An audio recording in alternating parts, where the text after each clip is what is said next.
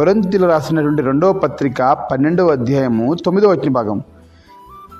అందుకు నా కృప నీకు చాలును, బలహీనత యందు నా శక్తి పరిపూర్ణమగుచున్నదని ఆయన నాతో చెప్పెను. దేవునికి మహిమ కలుగును గాక. దేవునికి స్తోత్రం. దేవుని కృప లేకపోతే మనకు బ్రతుకు లేదు అనేది వాస్తవం.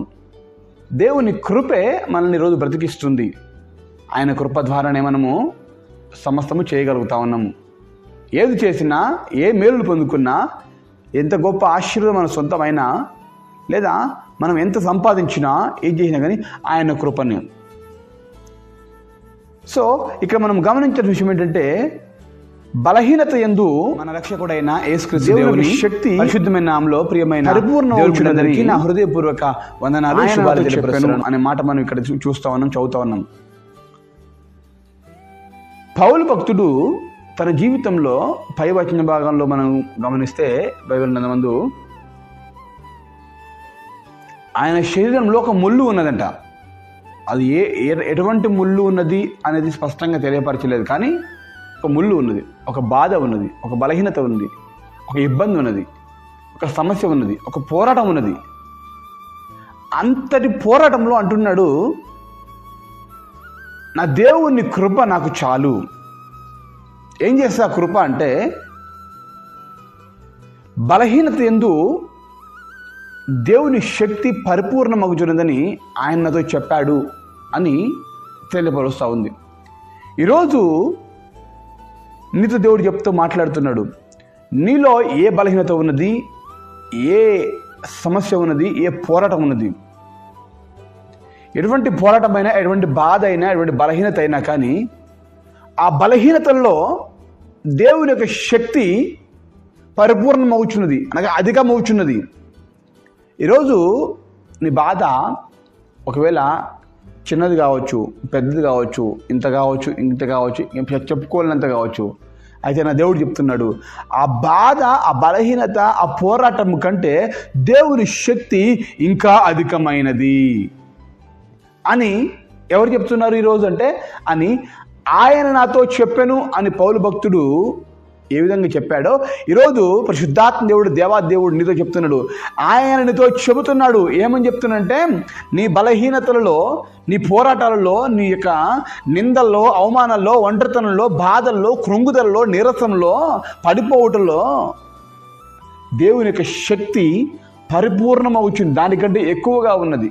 ఒక మాట గమనించండి, బైబిల్ అంత ముందు ఉంటుంది, ఏమని? మీలో ఉన్నవాడు లోకంలో ఉన్నవాని కంటే గొప్పవాడు.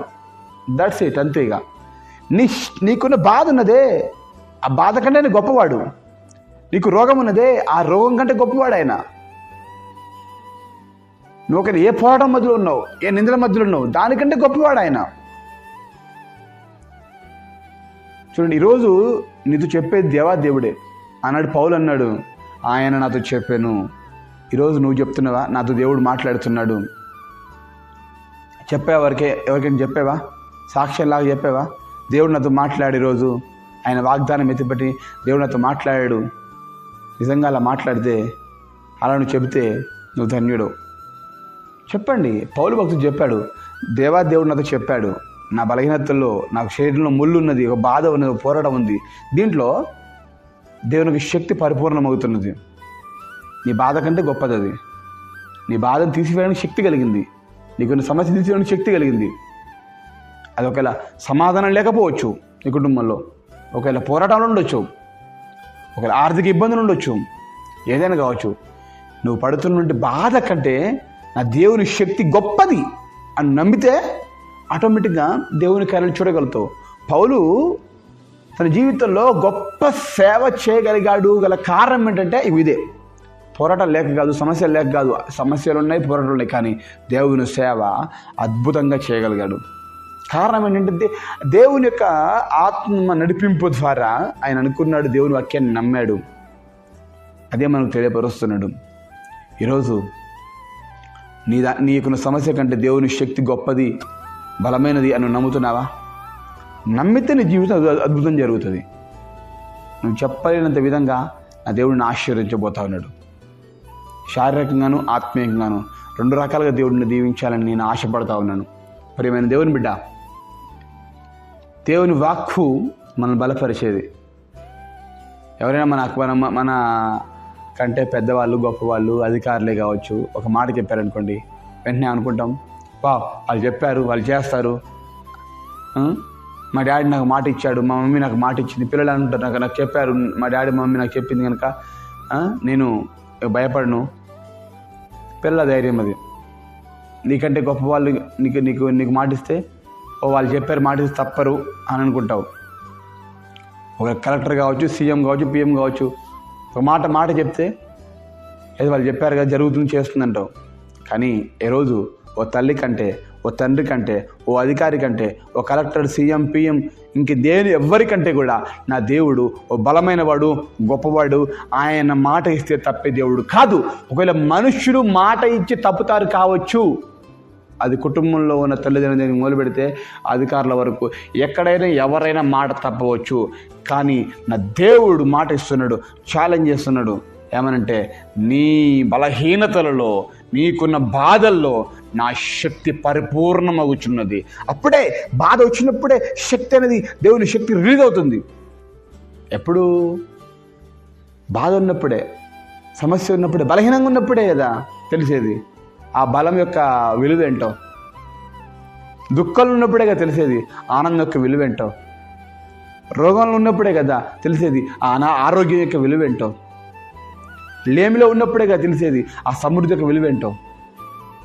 దాని గుండా దేవుడు ఒకరిని నడిపించాలనుకుంటే నడిపిస్తాడు, కానీ అలాగే ఉంచాడు. ఆయన శక్తి పరిపూర్ణమైనది. ఆయన శక్తి నుండి బయటకు తీసుకురాగలుగుతుంది. ఆ సమస్యల నుంచి బయటకు తీసుకురాగలంటే గొప్ప విలువ కలిగింది. అందుకే అన్నాడు, నా దేవుని కృప చాలు, ఇంతకంటే ఏకేం. సమస్యలు ఉంచినా దేవుని కృపనే, బాధల్లో ఉంచినా దేవుని కృపే. ఒకవేళ దాని నుంచి బయటకు తీసుకొచ్చినా ఆ దేవుని కృపే.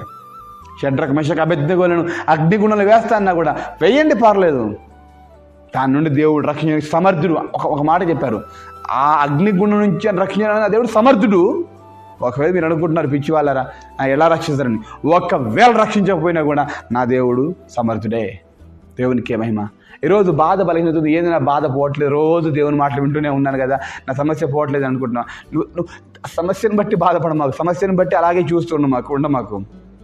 దేవుని వాక్యం చూడు, ఆ వాక్యం విను, దేవుళ్ళో నువ్వు స్థిరపరచబడు, దేవుళ్ళు ఆధ్యాత్మికంగా ఎదుగు. ఆటోమేటిక్గా నీకు ఏది కావాలో దేవుడు ఇస్తూనే ఉంటాడు. అసలు అడగాల్సిన అవసరం లేదు. కొన్ని సందర్భాల్లో అడగకపోయినా దేవుడు ఇస్తాడు. ఈరోజు మనం ఎంత అడిగినా పొందుకోలేకపోతున్న కారణం ఏంటంటే, మనం అడిగి దేవుడిని ఇబ్బంది పెడుతున్నాము. నువ్వు అసలు నీ జీవితం ఎలా ఉన్నది? నువ్వు ఆత్మీయంగా స్థిరపరచబడ్డావా? చిన్నదానికి పెద్దానికి బాధపడుతూ కూర్చుంటున్నావా? అలా బాధపడద్దు. ఎందుకంటే దేవుని వాక్యం చెప్తుంది, బలహీనతలో నా దేవుని శక్తి పరిపూర్ణం అవుతున్నది. అంటే నువ్వేమనుకోవాలి, ఇప్పుడు బలహీనత వచ్చిందా, ఓకే, నా దేవుని శక్తి ఇప్పుడు అధికంగా పోతున్నాయి. ఎలా దేవునికి స్తోత్రం, హల్లెలూయా.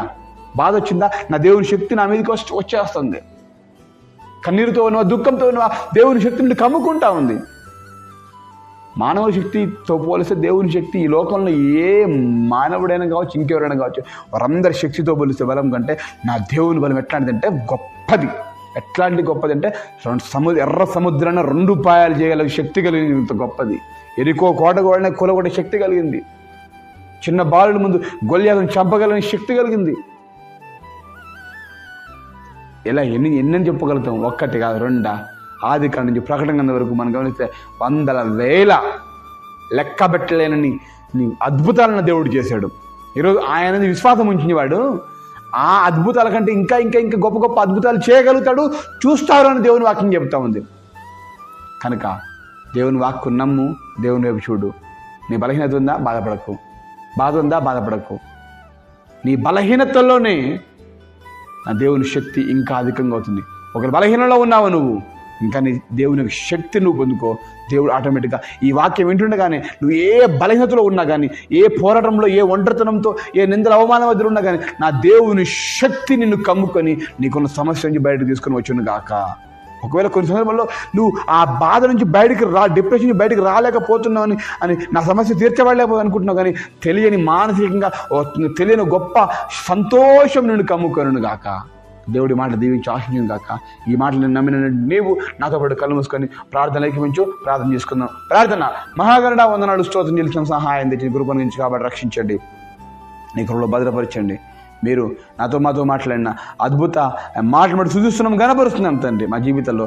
అయ్యా మాకు నుండి బలహీనతలు, పోరాటాలు, నిందలు, అవమానాల మధ్యలో తండ్రి నీ శక్తి పరిపూర్ణమై ఆ బాధ, బలహీనత, సమస్య కంటే, పోరాటం కంటే అయా మీ శక్తి గొప్పదని మీరు మాకు తెలియపరిచారు. ఈ మాట ఆనాడు పౌలుతో నీవే ఆయన నాతో చెప్పానని పౌలు చెప్పాడు. ఈనాడు మేము ప్రభు చెప్తున్నాం ప్రభు, అయ్యా మీరు మాతో చెప్పారు, మీకు బాధపడడం తండ్రి నీ శక్తి మమ్మల్ని కమ్ముకుంటుండగా అయ్యా మాకు బాధ, బలహీనత లేకుండా ముందు సార్లు గొప్ప కృపా సహాయం దయచి రక్షించి బలపరిచి స్థిరపరిచేంత ఆశీర్వదించి ఈ మాటలు ఎంత బిడ్డలు ఉన్నారు, ఎక్కడెక్కడి నుంచి ఈ మాట విన్నారు తండ్రి, వారి బలహీనత నుంచి, కష్టాల నుంచి, రోగాల నుంచి, రుగ్మతల నుంచి, ఆటంకాల నుంచి, పోరాటాల నుంచి, నిందల నుంచి, అవమానాల నుంచి విడుదల ఇచ్చేయమని మమ్మల్ని మేము తగ్గించుకుని మీ నామని ఇచ్చిస్తూ నజరేయుడైన యేసు నామమున కృతజ్ఞతతో అడిగి పొందుకుంటున్నాం మా పేపర్లో తండ్రి. ఆమేన్.